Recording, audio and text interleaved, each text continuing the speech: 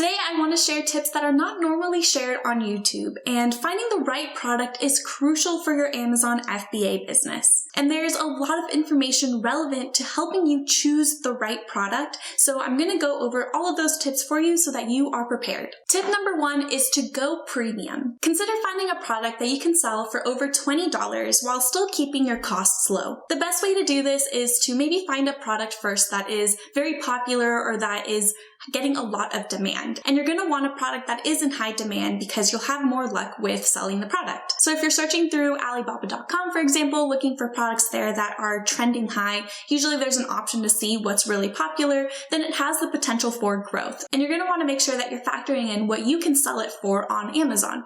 And on Amazon, likewise, you can look for similar products, or you can look at other competitors to see what they're selling their product for, and if you're able to sell it for maybe a higher price while still keeping your costs low, or anything in between, so that you know what to expect. Choosing a premium product is going to help in the long run because the customers are going to be satisfied with a high quality product, and usually the price is an indicator of what this product will be like, and over time you're going to get better reviews, more customer traffic, etc. So make sure to go premium. The second tip I have is to avoid gated products. There are some categories on Amazon where you can freely open a seller account and start selling your product without having any additional steps of approval from Amazon. However, there are products that are considered gated products, meaning that you need to request approval before you can actually start selling that product on Amazon. So because of this extra step and the potential of maybe being denied to sell in that certain category, you're going to want to avoid these gated categories, especially because if you are denied for these certain categories, then you're going to have to start all over with product research.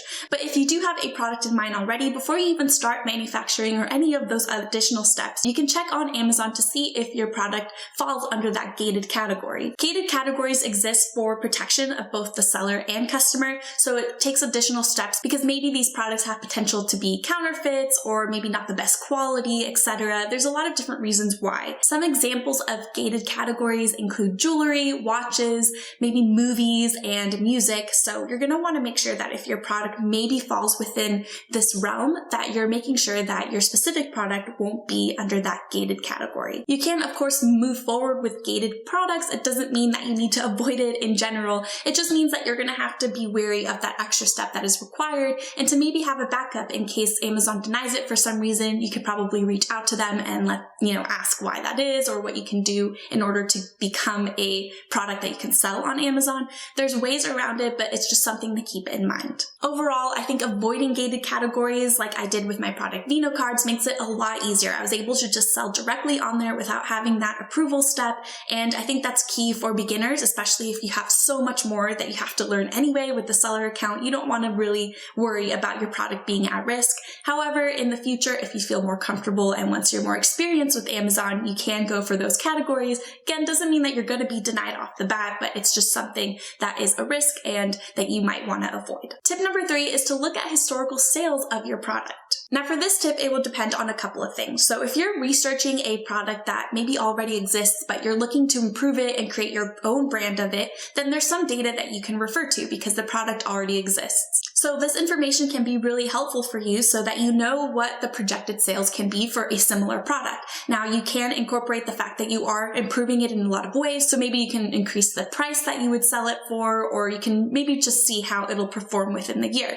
However, if you're creating a product completely from scratch, then this information might not be readily available to you. And with my product Vino cards, there was nothing out there like it. So I didn't really have that perfect frame of reference of what I can sell it for, how well it does throughout the year, etc. But there is similar categories, so I can kind of see what the wine space is like, for example, and maybe base my product off of that. But of course, I have to consider my own costs and the overall costs I had for my products, so I had to really consider my profit margins. And if you are creating a product from scratch, the good thing is that over the years, you'll see how your product performs, and I've made adjustments in my price, for example, because of the demand or the cost of goods going up, etc. I was able to make those adjustments, and you'll be able to do the same. But looking at the historical sales of a product that you're looking to improve or something along the lines, then that's going to be really helpful for you. The key thing to remember here is to not just go for those hot trending products out there, because those may be just a quick trend that comes and goes, and it might not really sustain you in your sales over the years. An example of this are seasonal products. So of course with seasonal products, it's going to do really well in one point of the year,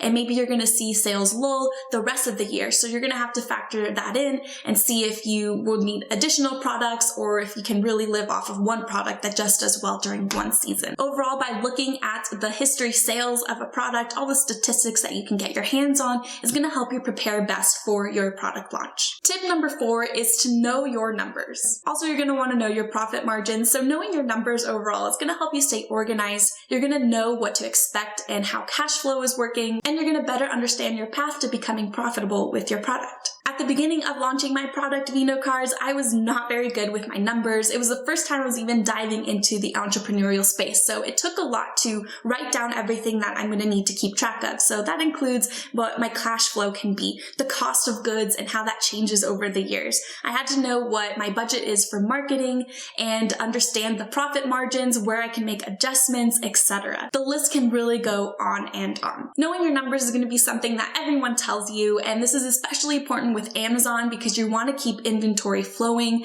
and there's actually a few reasons why you don't want to run out of inventory on Amazon. I made a separate video on this, so I'll go ahead and link it up here for you to check out, but you want to make sure that overall your numbers are doing well, that you're not necessarily losing money year after year. You're going to want to see that path of profitability, so you want to make sure that you are on top of all of your numbers. Tip number 5 is to leverage Amazon seller tools. There are a couple of sites that I recommend that have the perfect tools for beginners. The two are Jungle Scout and Helium 10, and I would say that these are the two sites that are well known within the Amazon space. I did a video comparing the two and listing the pros and cons of each, so I'll link that video for you up here. But essentially, each site is going to provide you with a set of tools that helps you launch your product. I also have a discount code for both of these sites linked down below, so if you want to explore it, you can do free trials. I have the link for you down below, or you can sign up for a couple of months so that you really get a full understanding of how the site works and how it can help you and your product. So I'll link those codes down below as well. By leveraging Amazon seller tools, you're not only getting a better understanding of how your product works and how it fits in that Amazon world with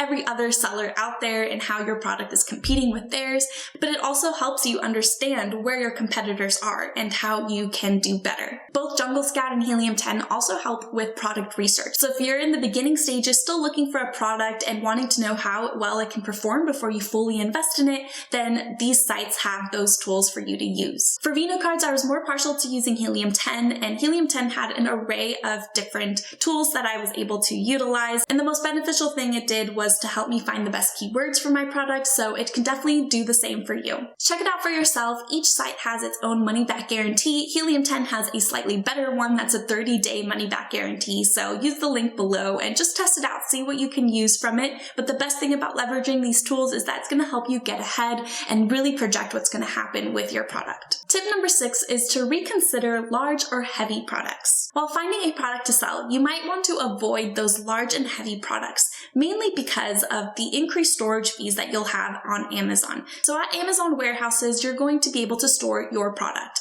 and depending on the size and the dimensions of your product, your storage fees can go up.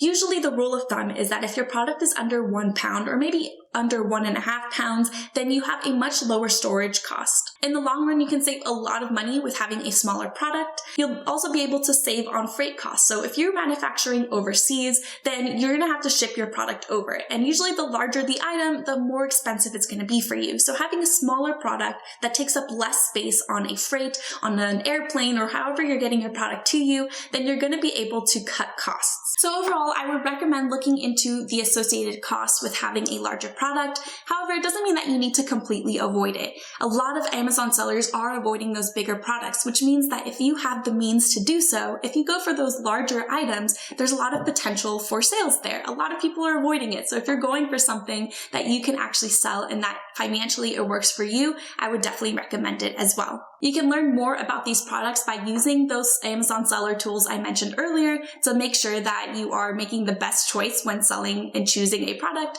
So you can use those sites as well. Overall, just consider what it can be financially for you, and if you're able to actually sell those products, I definitely recommend going for it. Just make sure that you keep all your costs in mind when choosing the product. Tip number 7 is to differentiate your product from the competitors. You're going to want to do this before you source your products. You're going to want to figure out what your overall strategy and way to stand out from your competitors is going to be. This is going to help you see what 2, 3, or 4 months down the line will look like. If you definitely have a space that you're going for that there's a lot of competition for, you're going to want to start thinking in a very unique, creative way to really stand out. Have a clear intention of what your whys are for your product as well. So the more that you can convey as to why you're creating a product, customers will understand and empathize with that. So you're going to have that chance to really stand out against the competitors. You also want to start networking with others to help get an understanding of what the next steps look like. And I definitely recommend doing a deep dive into other Amazon listings. So see what people are doing and maybe plan your Amazon launch around that. How you want to create your description and your images and make your whole listing just completely different from your competitors so that, again, you stand out and Amazon recognizes that you have a unique product that you're selling. Tip number 8 is to consider how to market your product. Again, you're going to want to start thinking about this before you even source a product. So what is your game plan for marketing? Some products may be much easier to market than others. For example, if your product is something that can do really well on social media, then you have an advantage there. You can use influencers to help push your product, and you can do a lot of social media marketing in general with Facebook and Instagram and even TikTok. PPC, so that is also really helpful. However, you're going to want to make sure that your budget allows for it. PPC can get very expensive if you're running it constantly, so you're going to want to make sure you have a specific budget for that. Influencer marketing that I also mentioned is a really cool way to get your product exposed. However, influencer marketing is not as consistent as maybe PPC would be. So you want to make sure that you maybe have 2 avenues of marketing that can help push your product. Tip number 9 is to consider sourcing locally. Consider options to source locally. And this is definitely something that I would even consider more nowadays, where we have a shipping shortage and a lot of delays at manufacturing warehouses. There's nothing wrong with international shipping, and a lot of Amazon sellers do this, and I do this as well for my product Vino cards. However, if you can look into manufacturing locally, so maybe in the United States, you're looking in other states to see what the cost would be, it might be a good option. Not only would you be able to say it's made in the USA or wherever you are, so say that it's made locally, but you're also going to be able to see if you can lower costs in some ways. So international shipping, usually the cost of the unit is really cheap, but shipping can be very expensive, and it's only gone up in recent years. If you manufacture locally, perhaps the cost per unit is much higher, but maybe shipping cost is going to be a lot less, and perhaps it matches international shipping costs. So it's just worth balancing and seeing the 2 options and see what financially works best for you. You'll also be able to avoid maybe custom checks or delays at ports if you go with the source locally route, especially because international shipping, there can be a few different delays that you don't expect. However, both options are really good. Just make sure that you compare and look into different options so that you have the best option to choose from. If you'd like a full in-depth video on how I launch my product Vino cards on Amazon, everything from coming up with the idea to manufacturing and finally getting it on Amazon, all the numbers associated with this and the ups and downs of just creating your first Amazon FBA product, I really go in depth with every detail you need to know. So click that video here and I will catch you in that one.